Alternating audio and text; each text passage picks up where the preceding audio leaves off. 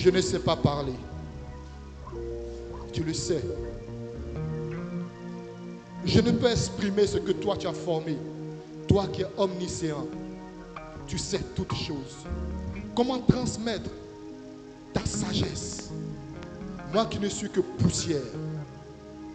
Comment révéler les profondeurs de ton cœur? Moi qui ne suis que souffle. Éternel, je veux me laisser entre tes mains. Me recommander à toi et à toi seul. De même qu'Ésaïe cria, je suis impur. Moi aussi je crie à toi. Que du trône, Père, tu envoies ton séraphin avec cette pierre brûlante pour toucher ma bouche, afin que mon péché me soit ôté, pour que je parle de ta part. Merci de le faire. Merci de conduire ce moment. Parle à nos cœurs. Instruis-nous. Rends-nous saints par ta parole. Au nom de Jésus. Amen. Alléluia. Alléluia. Nous allons partager un thème très important. Nous allons parler de l'abondance. L'abondance par l'Esprit de Dieu. L'abondance miraculeuse de l'Esprit de Dieu. Ou comment vivre l'abondance miraculeuse par l'Esprit de Dieu. Nous allons prendre le livre de 1 roi.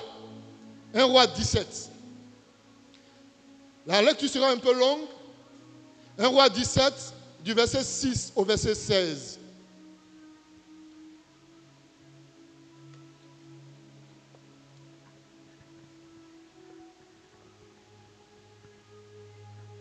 Un roi 17, à partir du verset 6.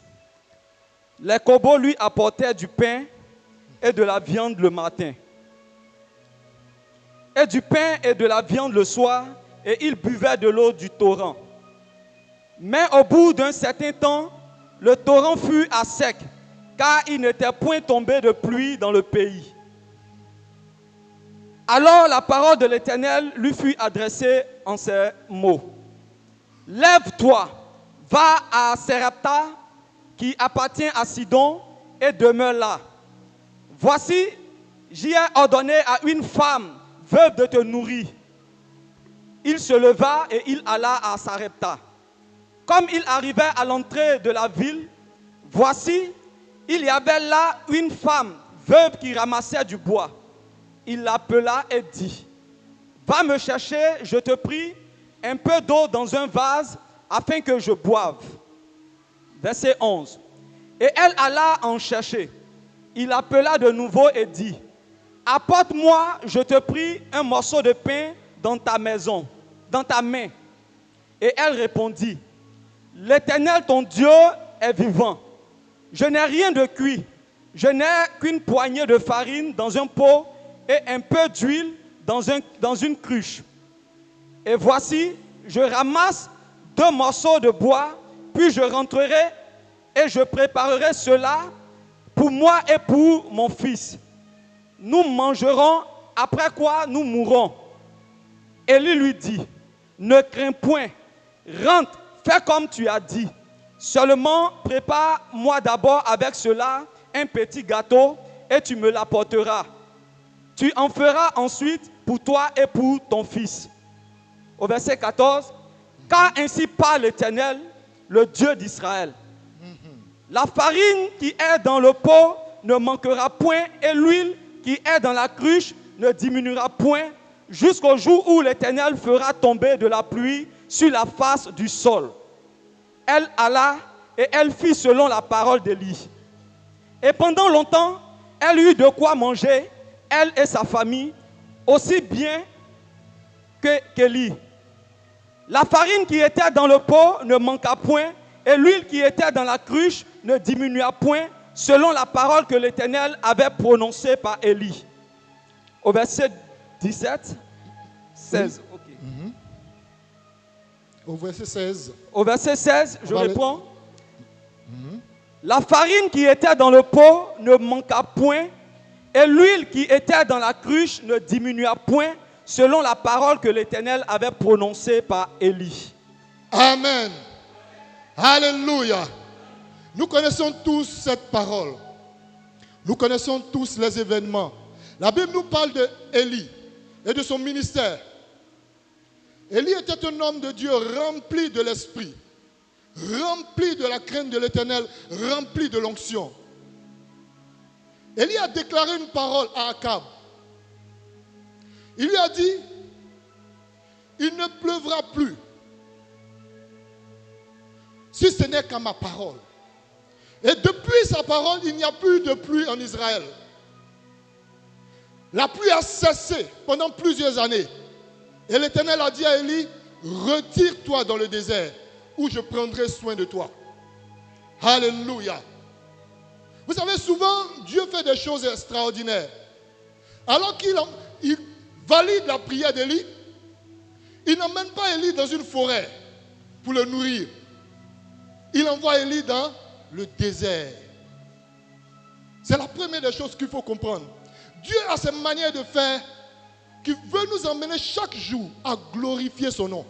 S'il emmenait Élie dans une forêt, Élie va dire c'est parce que j'ai cultivé que je me suis nourri.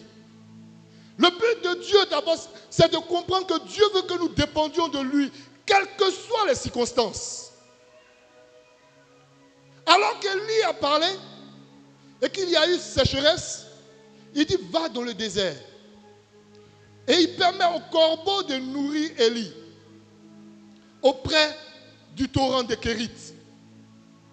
Jusqu'à une certaine période où le torrent s'est asséché. Alléluia. Avant même d'entrer dans mon message, je voulais dire quelque chose à quelqu'un. Ce message est prophétique. Nous sommes dans une période où Akab va se manifester. Lisons et comprenons ce qui se passe. Jézabel s'apprête à réagir. Akab arrive. Et Dieu va frapper. La pluie va cesser. Seulement ceux qui vont comprendre ce que Dieu est en train de faire pourront vivre l'extraordinaire divin. Alléluia. Cela a déjà commencé. Nous voyons des guerres de part et d'autre. Nous voyons le troisième temple qui est en train d'être fait. Comprenons et lisons les temps. Lisons les temps. Dieu va faire cesser la pluie. Des troubles vont arriver un peu partout. Ne croyons pas que les choses vont s'améliorer. Les choses vont aller de mal en pis. Alléluia. Alléluia. Amen. Et l'Éternel dit à Élie, va à Sarepta, où j'ai parlé à une veuve. Elle te donnera à manger. Elle te donnera la nourriture qu'il faut. Élie se rend à Sarepta. Effectivement, il trouve la veuve. La première des choses que nous constatons, c'est qu'Élie ne demande pas la nourriture. Il demande de l'eau. Il demande l'eau. Alléluia. Dieu veut que nous parlions d'une chose, de sa providence spirituelle, financière, matérielle, émotionnelle. Mais nous devons comprendre comment Dieu agit, comment Dieu fonctionne, sur quoi il s'appuie. Et dans ce texte, nous allons essayer d'étudier 3 points. 3 points importants. Avoir la pensée de Dieu. Le deuxième grand point, c'est avoir le cœur pour Dieu. Et le troisième, c'est de discerner l'abondance. Parce que certains enfants de Dieu entrent dans l'abondance sans savoir. L'abondance que donne l'Esprit de Dieu, ce n'est pas d'avoir des milliards. Mais c'est de savoir que 5 francs chaque jour donnent des milliards. Quelqu'un n'a pas compris. L'abondance selon l'Esprit de Dieu, ce n'est pas que tu es dans ton compte du jour au lendemain 2 milliards. Mais c'est que le peu qu'il te donne, tu saches l'utiliser pour que ça devienne des milliards. Et nous allons voir cela dans la parole. Le premier point qui nous intéresse, c'est qu'il faut avoir le cœur, la pensée de Dieu. Comment arriver à discerner la pensée de Dieu? Élie était au torrent de Kérit.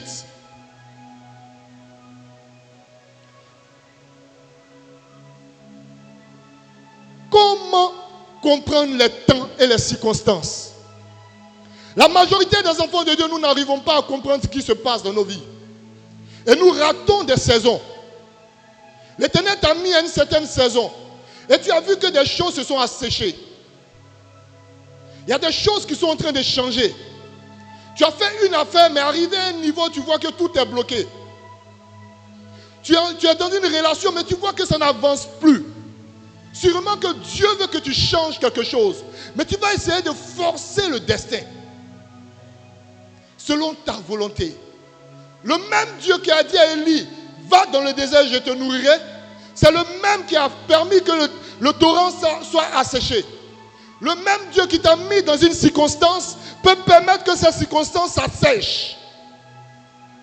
Je ne sais pas si quelqu'un comprend. Si tu n'apprends pas à discerner les temps et les circonstances, tu vas forcer ton destin dans un lieu où Dieu veut que tu passes à une autre étape. Dis Amen avec moi. Élie dans le désert, le grand Élie, a discerné ce moment pour comprendre la pensée de Dieu. Dieu lui a dit, va dans le désert, je te nourrirai. Arrivé un moment, Dieu a arrêté de faire venir les corbeaux. Il a arrêté, il a séché l'eau. Alléluia. Élie a discerné. Regarde ta vie spirituelle. Depuis que tu es converti, peut-être tu fais 1 heure de prière. Mais depuis que tu fais tes 1 heure de prière, rien n'avance. Ta vie spirituelle est stagnante. Et tu vois que Dieu ne te parle plus.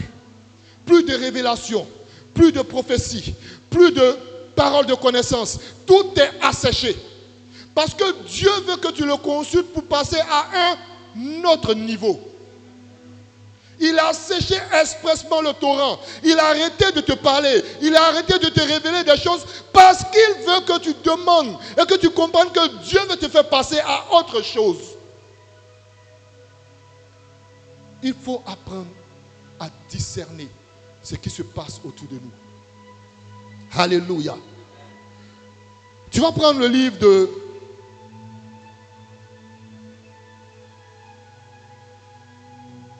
Josué 5, au verset 12.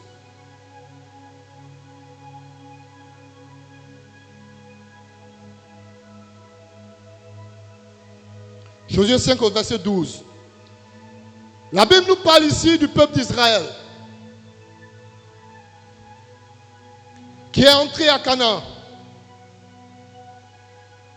Josué 5, à partir du verset 12. La manne cessa le lendemain de la Pâque, quand ils mangeaient du blé du pays. Les enfants d'Israël n'eurent plus de manne et ils mangeaient des produits du pays de Canaan cette année-là. Alléluia. Si tu ne comprends pas que Dieu veut que tu entres dans ton Canaan, dans une autre étape dans laquelle il va te bénir d'une autre manière, tu vas rater une chose extraordinaire que Dieu est en train de faire dans une saison. Chaque enfant de Dieu doit pouvoir discerner la saison dans laquelle il est. Est-ce que c'est la saison des corbeaux ou bien c'est la saison de la veuve de Sarepta? Est-ce que c'est la saison du désert ou c'est la saison de Canaan? Dans quelle saison tu te trouves? Quelle saison tu vis actuellement? Est-ce que tes finances sont en train de s'assécher parce que tu as passé simplement ton temps à investir dans une seule chose? Et Dieu dit, là où tu investis depuis longtemps, le puits est asséché. Je veux t'ouvrir d'autres portes, mais viens me consulter. On arrive au deuxième point. Alléluia. Attendre les instructions. Pour connaître la pensée de Dieu, il faut attendre ses instructions. Bien que le torrent de Kérit était asséché, je voulais dire, Élie a attendu que Dieu lui donne une nouvelle instruction. La plupart d'entre nous, quand c'est asséché, on panique. On crie, on cherche tout le monde. Qui peut m'aider? Je vais courir vers tel homme. Je vais courir vers telle personne. Je vais chercher auprès des hommes. Je vais chercher vers celui-là. Tel pasteur doit me poser les pieds. Celui-là doit faire quel jour. Tel prophète te donne telle parole. Le meilleur des prophètes, c'est l'Éternel lui-même. Alléluia. Il dit dans Habakkuk 2, verset 1. Habakkuk disait,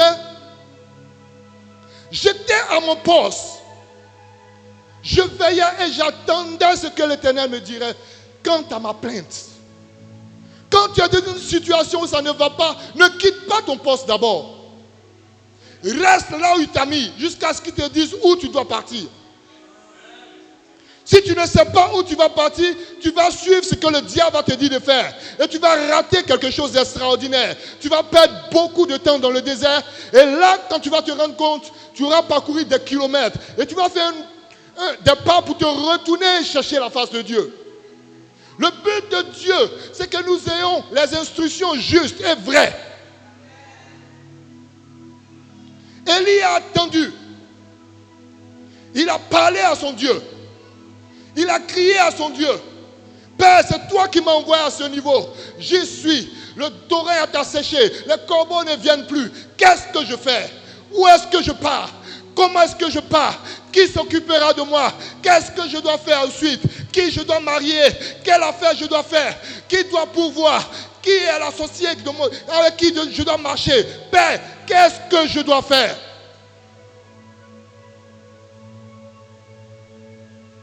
Alléluia.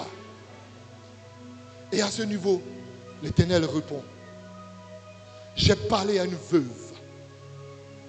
J'ai parlé à une veuve qui doit prendre soin de toi. La plupart du temps, nous les enfants de Dieu, on va commencer à regarder chez les enfants de Dieu, chez les chrétiens, qui va prendre soin de moi. L'Éternel a parlé à Élie pour lui montrer à Sarepta. C'est une ville païenne. C'est une ville païenne. Sidon n'est pas Israël. Ce sont des païens. Donc Dieu est capable de te mener dans des endroits où tu ne sais même pas. Parce que pendant ce moment, tu as besoin d'une ressource. Tu as besoin de quelque chose. Tu as besoin d'une huile. Tu as besoin de comprendre la manière dont Dieu fonctionne. Il dit, attends les instructions. Je te parlerai, je te donnerai la direction. Alléluia. Ne courez pas. Ne courons pas pour chercher. De par nous-mêmes, nous ne pouvons rien. Le temps arrive où Dieu va parler à certaines personnes des choses qui vont vous surprendre. Alors que tu es en train de chercher un travail, Dieu peut te dire, va à Djamé. Tu dis, mais Seigneur, je vais faire quoi à Djamé? Il dit, je dis, va à Djamé. Et quand tu arrives à Djamé, tu t'arrêtes. Tu dis, Seigneur, je vais où? Il va dire, passe à gauche. Et tu passes à gauche, passe à droite. Il dit, passe à droite. Et ainsi, Dieu va te guider. Et tu seras surpris du témoignage que tu as fait sortir.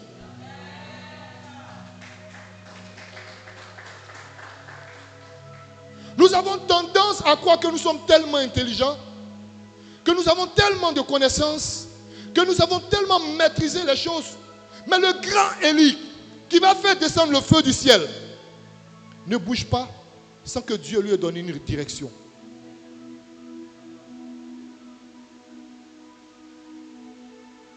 Comment expérimenter l'abondance miraculeuse de Dieu?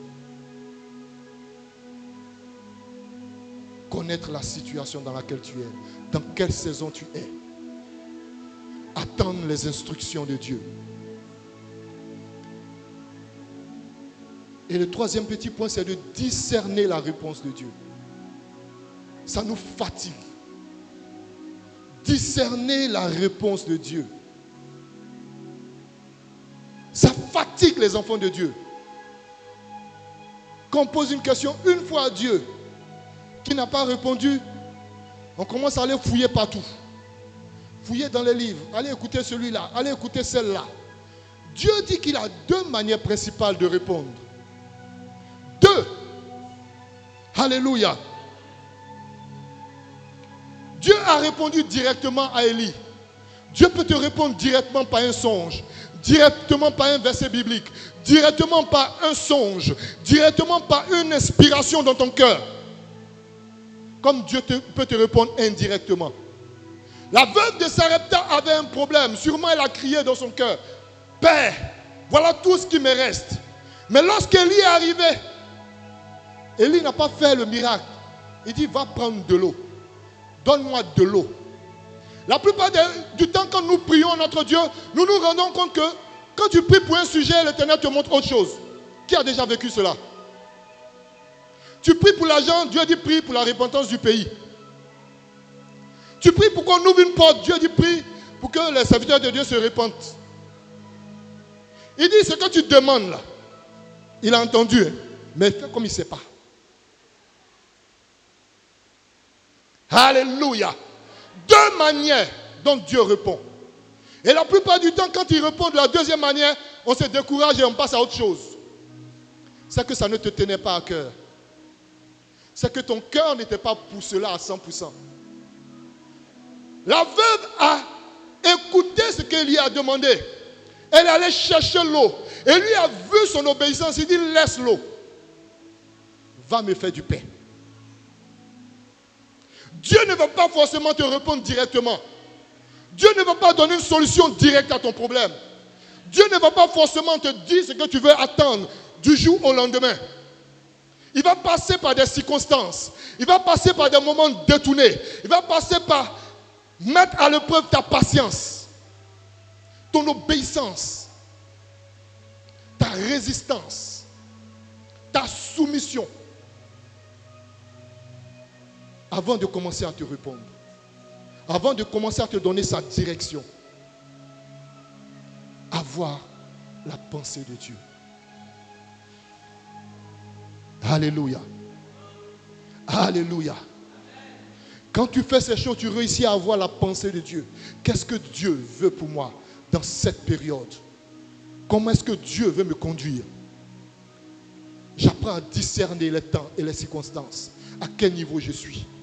À quel niveau se trouve ma famille? À quel niveau se trouvent mes affaires? À quel niveau se trouve ma vie spirituelle? Ma consécration? À quel niveau se trouve mon ministère? À quel niveau se trouve le pays? À quel niveau se trouve telle chose dans ma vie? J'attends la réponse de notre Dieu. Et je discerne sa réponse. Alléluia. Alléluia. Alléluia. Le deuxième grand point, c'est qu'il faut avoir le cœur pour Dieu. Il faut avoir un cœur pour Dieu. Alléluia. Il faut avoir le cœur pour Dieu. Il faut apprendre à mourir à soi-même. C'est la partie qui fait mal à tout le monde. Tout le monde cherche l'abondance. Mais l'abondance selon Dieu coûte. Il y a une partie où tu vas mourir. Il y a quelque chose qui va mourir en toi. Il y a quelque chose que tu vas perdre. Tu peux perdre ton honneur devant Dieu. Tu peux perdre ton temps, ton argent. Il faut apprendre à mourir. Dieu en a besoin. Dans le livre de Jean 3, verset 30, Jean-Baptiste pouvait dire une chose. Il faut qu'il croisse et que moi, je diminue. Si tu veux vivre l'abondance que Dieu donne, expérimenter les choses de Dieu, tu ne peux pas grandir et puis Dieu va grandir avec toi. Regardez par exemple les hommes de Dieu que Dieu a utilisés. Souvent je les regarde, ils sont d'une simplicité telle des enfants. Je regarde souvent les vidéos de Catherine Kuhlman. Elle parle comme quelqu'un qui n'a pas envie de parler. Oui, l'Esprit de Dieu, vous voyez. Si tu ne te laisses pas malasser par l'Esprit, tu ne te laisses pas écraser, Dieu ne peut pas remplir. On ne peut pas remplir quelque chose qui est déjà plein. C'est ça notre problème. Ce n'est pas que l'Esprit de Dieu ne peut pas remplir des vies. Mais tant que l'orgueil remplit ton cœur, le péché remplit ton cœur, il n'y a presque plus de place pour l'onction de Dieu. Et Jean-Baptiste l'ayant compris, il dit, il faut qu'il croisse. Au fur et à mesure, Jésus doit grandir en moi. Mais moi, je dois diminuer pour Jésus. Pendant que Jésus cherche à grandir en moi, son onction continue de grandir. Moi, je dois chercher à m'abaisser, à même disparaître. Quand les gens voient, on ne me voit même plus. Je suis effacé. Ne pas chercher des titres pompeux, ambassadeur de Dieu, archbishop, avec des couronnes. Il dit non, tu dois diminuer. Tu dois t'abaisser, t'effacer, mourir à toi. Pour que lui, sa gloire commence à se manifester. Tant que tu es suffisant, tant que tu te remplis, tant que tu remplis toi-même ta vie, sa gloire ne peut pas remplir ta vie. Son onction ne peut pas remplir ta vie. La bénédiction qu'il veut déposer dans ta vie, qui doit élever et manifester sa gloire, ne peut pas entrer. Abaisse-toi. Diminue. Dépose tes galons. Devant sa présence, celui qui doit être élevé doit être le plus bas. C'est pour cela que David, alors que les gens ne dansaient pas, est descendu de son trône. Il s'est souvenu qu'il y a quelqu'un qui est en train d'entrer. Et lui, il doit descendre. Il est descendu de son trône. Il a dansé jusqu'à ce que sa robe royale tombe. Je ne suis rien devant ce roi.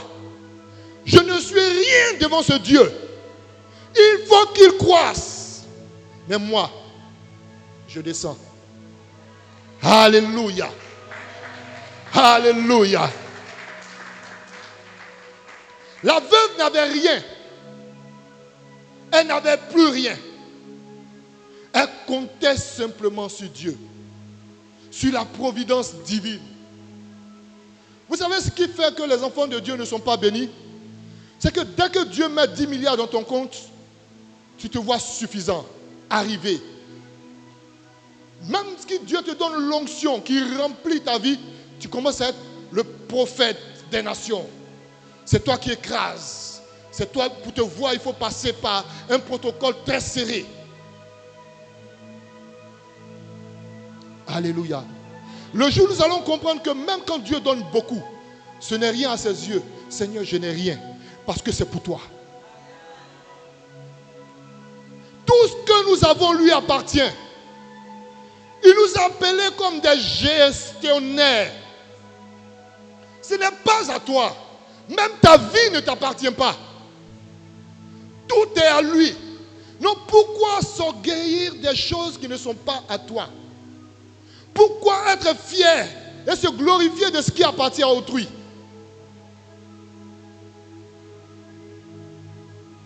Mourir à soi. Comprendre qu'est-ce que nous faisons ici. Dieu veut bénir. Dieu veut élever. Dieu veut remplir des vies. Dans cette période, l'onction sera déversée. Dieu va fournir l'argent à ceux qui vont se disposer du travail pour faire la différence. Mais, à qui? Qui sera disponible?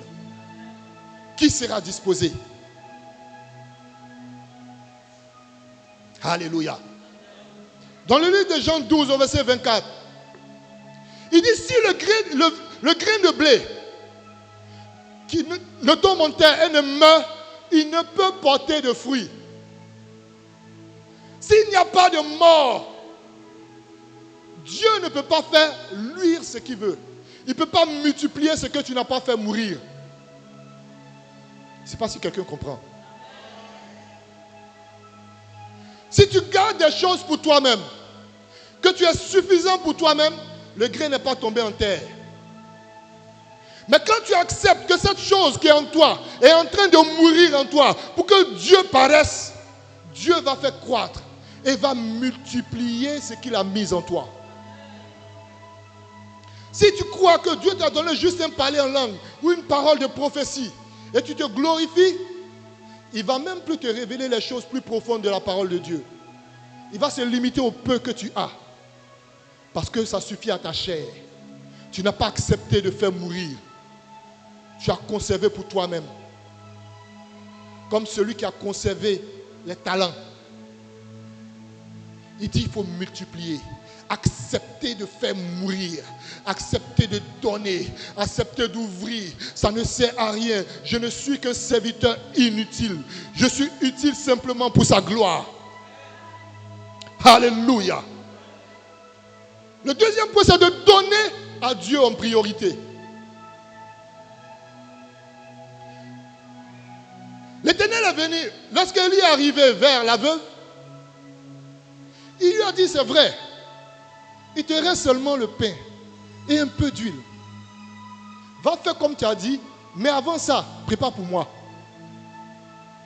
Lorsque j'ai médité, j'ai dit, mais c'est étonnant. Il reste juste un peu. Si elle a fait pour toi, il ne reste plus rien. Mais comment est-ce que tu peux dire, fais pour moi d'abord? Offre-moi d'abord, avant de penser à toi. L'Éternel veut tout en priorité. Il veut être le premier en tout. Souvent tu peux arriver, il te reste juste 200 francs pour ton transport. Et puis on prêche, ça te touche. Et puis tu regardes ton argent, tu dis, hé, c'est 200, tiens, donné là. Regarde, ça va chauffer. C'est là, on fait comme la veuve de Sarepta. On met Dieu en priorité. C'est là on offre à Dieu ce qu'on a de plus cher. Dieu est la priorité quand je lui donne ce que j'ai de plus cher. Ce qui me touche. Ce qui m'impacte. Et David pouvait dire, je n'offrirai à l'Éternel ce qui me coûte. Dieu n'a pas besoin de ton superflu. Il a besoin de ton précieux. Et la dame a donné son précieux à l'homme de Dieu. Elle a donné son tout. Elle dit, mon fils et moi, on doit manger et après, mourir. Elle a donné tout ce qu'elle avait. Après, c'était la mort. Mais je sais une chose. Le même Dieu qui dit qu'il a la priorité, lorsque il a demandé à Abraham d'offrir son fils, son unique, lorsque Abraham a fini de le tuer dans son cœur, après 3 jours de marche, arrivé sur la montagne, lorsqu'il a levé le bras, ce même Dieu a bloqué le bras. Il dit, regarde, ne porte pas la main à ton fils. Notre Dieu ne va pas permettre que tu meurs. Il ne veut pas permettre que tu sois dans le désarroi. Il ne va pas permettre que l'onction qu'il t'a donnée finisse. Si cette onction, tu lui dédies ça constamment. Il ne va pas permettre que les heures que tu vas passer dans sa présence, à jeûner, à prier, soient des heures vaines. Même quand ton corps est fatigué et que tu sens que dans ton cœur, l'Esprit de Dieu dit continue. Continue. Même quand les enfants viennent taper à la porte, maman, on a faim. Qui est la priorité? Lorsque nous prions et que notre téléphone sonne, on se lève, on ouvre, on regarde le message, et on referme. Et puis on retourne. Qui a la priorité?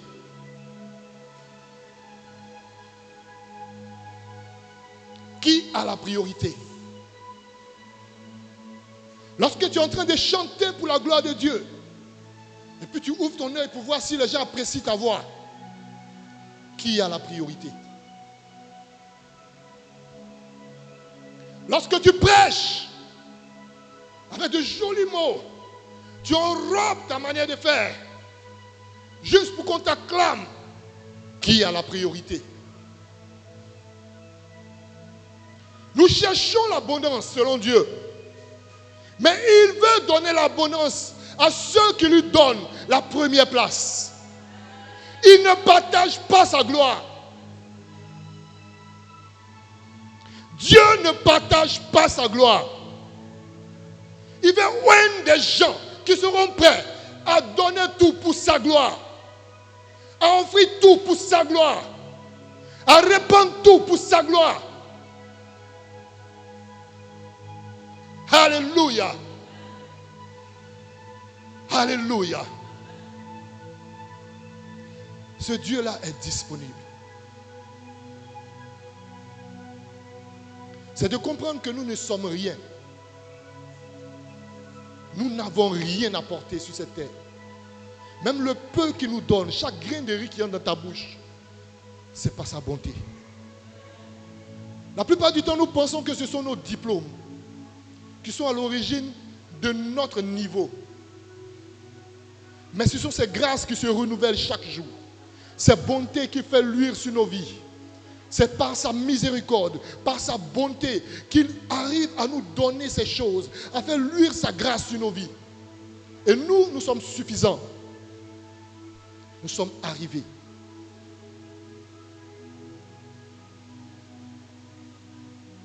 Dieu cherche des gens.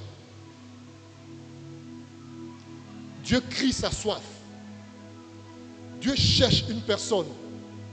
Il dit, qui envoyer? Qui vais-je envoyer?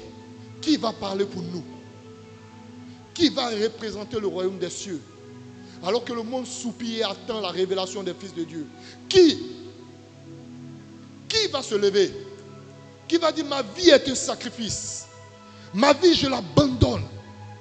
Ma vie, je la lâche. J'ai trop saisi les choses par moi-même. J'ai voulu faire avancer les choses pour moi-même, ma gloire. Maintenant, je veux être comme une chose qui est livrée au devant de toi. Je veux mourir. Et pendant que j'étais en train de méditer, l'Esprit de Dieu a attiré mon attention sur une chose. La veuve a pris deux choses. Elle allait chercher 2 morceaux de bois. 2 morceaux de bois. Après, elle dit, mon fils et moi, nous allons prendre notre dernier repas et mourir. Ça m'a rappelé quelqu'un. Ça vous rappelle personne? 2 morceaux de bois. Notre roi est mort sur 2 morceaux de bois. Il a pris un dernier repas. Et après ça, il est mort. Elle dit, voilà mon dernier repas. Voilà mes 2 planches. J'accepte ma crucifixion. J'accepte ma mort.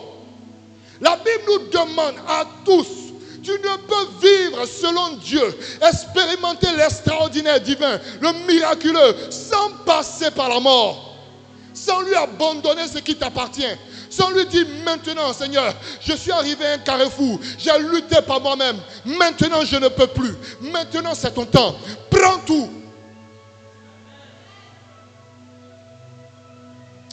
Alléluia. Notre Dieu est merveilleux. Notre Dieu est merveilleux. Il veut bénir. Il veut changer des destinées. Il veut déposer une onction particulière. La connaissance de la parole. Il veut donner ces choses. Ce que l'Esprit de Dieu m'a montré pendant que je préparais ce moment, je ne sais pas si on pourra le comprendre. C'est comme quelqu'un qui se balade, qui vient taper de porte en porte. Est-ce qu'il y a quelqu'un pour venir faire ce que je veux faire?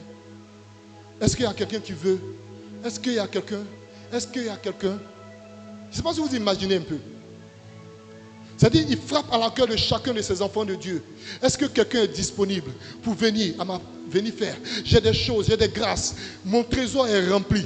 Je veux déverser. Le temps est arrivé où les hommes vont voir la différence entre ceux qui le servent et ceux qui ne le servent pas. Le temps est arrivé où il veut remplir des enfants de Dieu, où des enfants vont prophétiser, des hommes vont avoir des révélations particulières. Alors que tu penses à un problème, quelqu'un qui est couché, l'autre côté reçoit la solution et vient te dire, hier soir Dieu m'a dit, papa, que tu pensais à telle chose. Mais l'homme d'affaires avec qui tu dois traiter affaire, voilà ce qu'il va faire.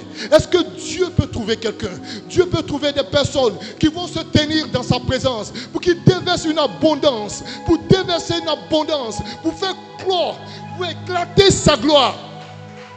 Dieu cherche. Dieu cherche. Et Dieu a mal au cœur. Parce que son peuple est distrait. Nous sommes tous distraits. Distraits par la réussite. Distraits par le bien du monde. Distraits par tout ce qui nous environne. Dieu cherche. Il n'a pas dit je cherche des pasteurs. Il n'a pas dit je cherche des grandes personnes. Il cherche quiconque. Ce n'est pas ta situation qui l'intéresse. Ce n'est pas ton niveau social qui l'intéresse. Ce qui intéresse mon Dieu, c'est ton cœur. Il cherche quelqu'un. Du haut des cieux, notre Dieu crie. Il crie dans le désert. Qui enverrai-je? Qui enverrai-je? Qui parlera pour nous? Dieu cherche. Sa grâce est disponible. Ce n'est pas lui qui a changé. Ce n'est pas lui. C'est toi qui l'as abandonné. C'est toi qui as arrêté de le suivre. C'est toi qui as arrêté de comprendre comment est-ce qu'il fonctionnait. C'est toi qui as arrêté d'écouter sa voix. C'est toi qui as mis tout ton cœur sur ton devenir. C'est toi. Il dit, je suis le même hier, aujourd'hui, éternellement. Ce qu'il a fait hier, il le fait aujourd'hui. Il n'a pas changé.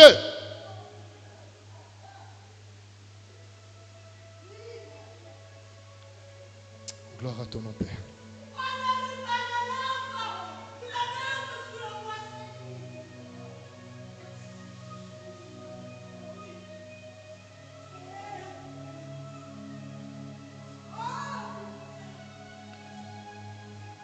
Oh, roi.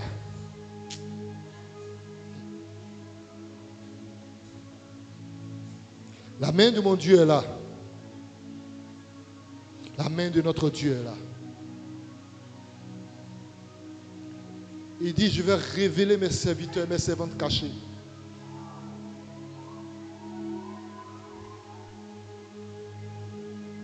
Il va faire éclater une de ses gloires.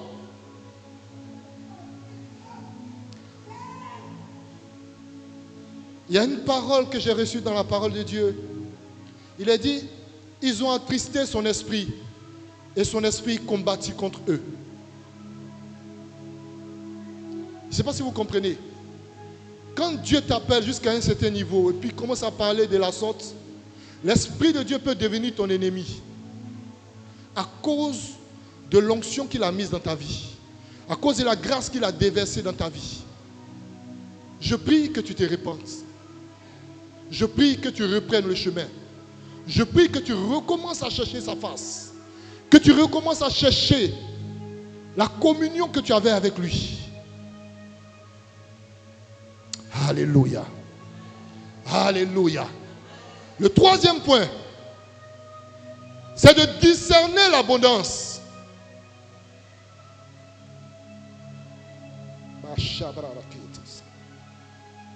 Discerner l'abondance. La plupart du temps, nous les enfants de Dieu, nous n'arrivons pas à voir quand Dieu est en train de nous bénir. Et nous pensons que toutes les bénédictions doivent être matérielles. Quand un enfant de Dieu n'a pas l'argent, il dit je ne suis pas béni. C'est ça, non? Quand il n'est pas marié, je ne suis pas béni. Quand il n'a pas une grosse voiture, je ne suis pas béni. Alléluia. L'abondance de l'esprit, ce n'est pas le matériel d'abord. Ce n'est pas d'abord le matériel. Le matériel peut être une conséquence d'une grâce spirituelle que Dieu a déposée. Ne courons pas après le matériel. Courons après le Dieu qui donne abondamment. Courons après le Dieu qui bénit abondamment. Courons après la manifestation de l'abondance de ce Dieu-là. Alléluia. Et lorsque l'abondance arrive, elle est continuelle. Elle continue pendant une saison. Quand Dieu bénit, il bénit pendant une saison. Élie a dit à la veuve, regarde, l'huile et la farine ne manqueront point. Ne manqueront point jusqu'au retour de la pluie. Voilà pourquoi j'ai dit au début, il faut apprendre à discerner les saisons. Dieu fonctionne par saison. Il fonctionne par temps et par saison. Et il dit, je vais bénir l'huile. Ça ne manquera pas. Pendant une période bien déterminée. Lorsque la pluie arrivera, il n'y aura plus d'huile. Il n'y aura plus de farine. La plus grande erreur des enfants de Dieu, c'est de penser que nous devons traverser la vie comme nous la traversons. Je suis enfant de Dieu, puis je marche pour aller. Je ne sais pas dans quelle saison je suis avec Dieu, mais j'avance seulement. C'est le ciel. Oui, tu vas aller au ciel. Mais tu vas manquer de manifester la plénitude de Dieu sur la terre. On ne verra pas le témoignage glorieux de ton Dieu. On ne verra pas la multiplication que Dieu fait. Parce que tu n'auras pas discerné les saisons et l'action que Dieu est en train de faire pendant cette session. Lorsque la parole est arrivée et que la veuve l'a saisie,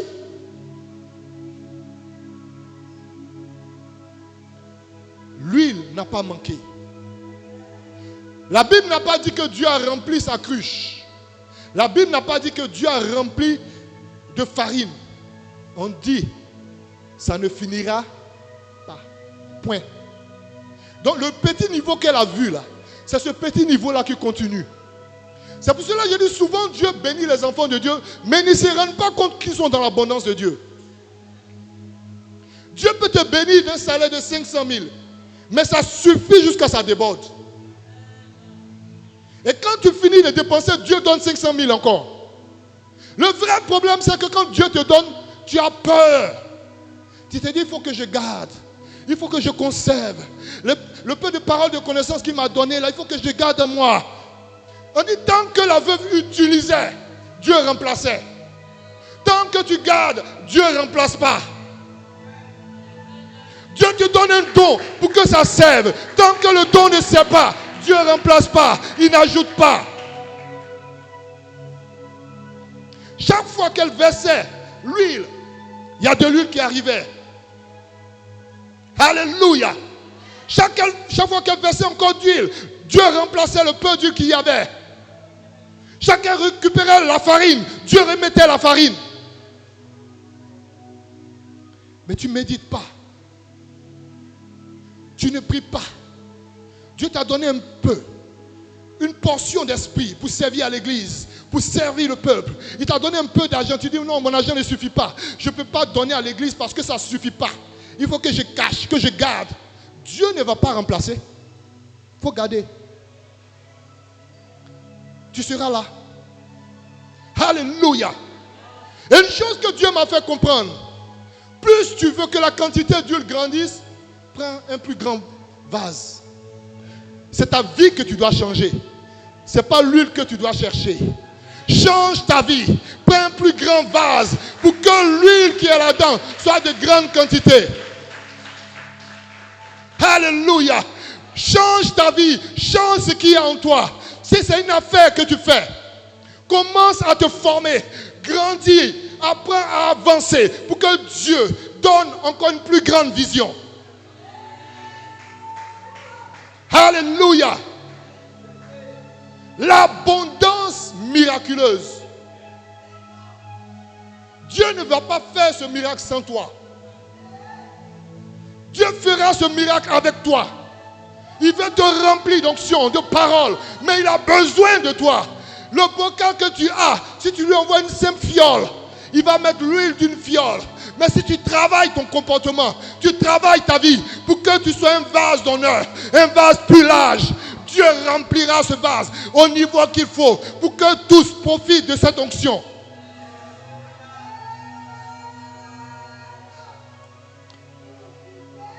Alléluia.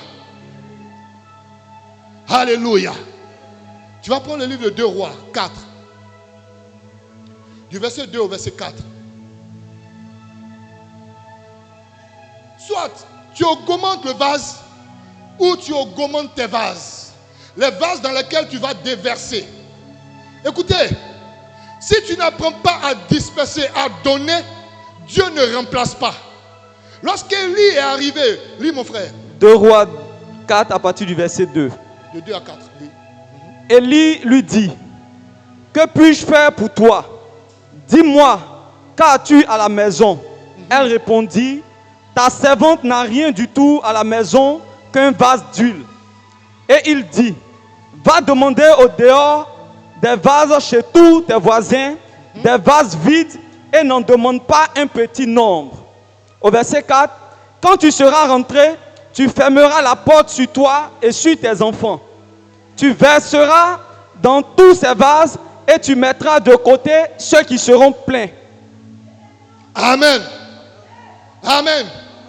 Si tu n'as pas la capacité d'augmenter le vase que tu es, multiplie les vases. Quelqu'un n'a pas compris. Je vous ai dit, ce message est prophétique. Multiplie les vases. Tu as investi dans quoi? Un petit truc. Multiplie tes investissements. Fais plusieurs investissements. Soit tu augmentes ce que tu as. Si tu ne sais pas le faire, diversifie tes investissements. Tu es homme de Dieu. Tu sais que l'onction qui est dans ta vie est petite. Multiplie les prières. Multiplie les œuvres. Travaille pour l'Éternel. Bouge. Va rendre visite. Prie. Tu verras que l'onction se renouvelle. Et Dieu ajoute chaque jour. Et au fur et à mesure, tu verras que cette onction sera glorieuse.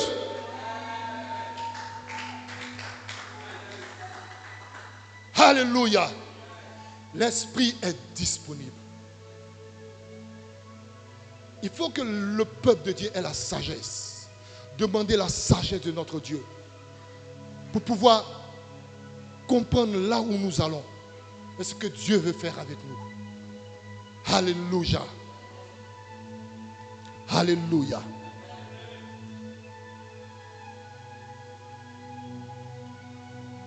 Dieu veut bénir. Et l'onction est disponible.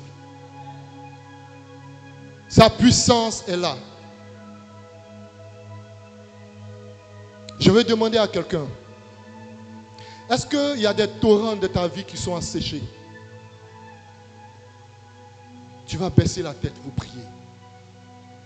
Si tu regardes dans ta vie qu'il y a des torrents qui sont asséchés, des choses que Dieu faisait avec toi, des choses sur lesquelles Dieu pourvoyait, et que tu remarques que la providence a commencé à cesser, commence à prier ton Dieu. Dis, Seigneur, je n'ai pas su discerner ce temps. Je manquais de discernement. À cause de cela, le torrent a séché. Et je n'ai pas pu avancer à un autre niveau. Parle à ton Dieu. Parle à lui.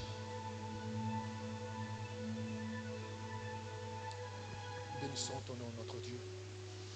Oh, roi, te connaître mieux. Nous avons manqué sûrement, Père, plusieurs saisons de tes manifestations. Plusieurs saisons de ta gloire. Plusieurs saisons où tu, ô Père éternel, nous visitais. Aujourd'hui, nous venons à toi.